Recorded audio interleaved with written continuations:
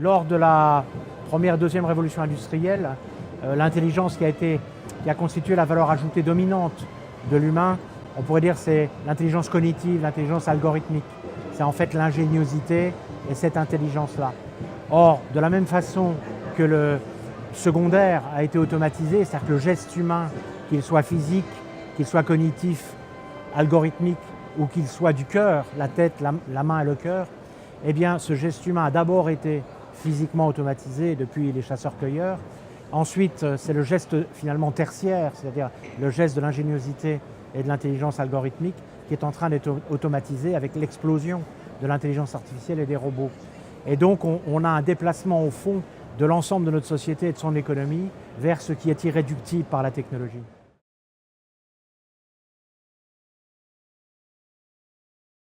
Bien parce que cette irréductibilité, ce qui reste au fond de non automatisé, va plonger au cœur du principe de rareté, qui est le principe de l'économie.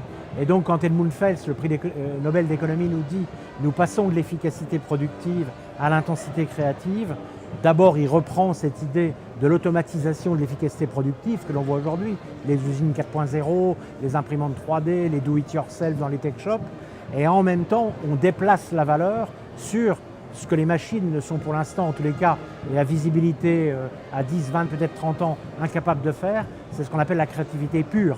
Une machine peut composer du Mozart à s'y méprendre, c'est-à-dire falsifier au fond du Mozart, mais elle ne peut pas être Mozart. Et donc on va se déplacer vers cette intensité créative, et moi j'y ajoute évidemment l'intensité relationnelle non réductible par la technologie.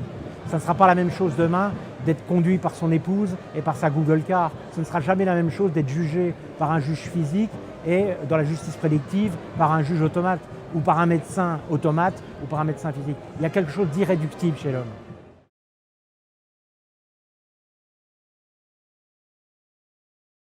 Oui, parce que si on reste, la société aujourd'hui, et au fond, et on voit même que le politique aujourd'hui s'est soumis à l'économique.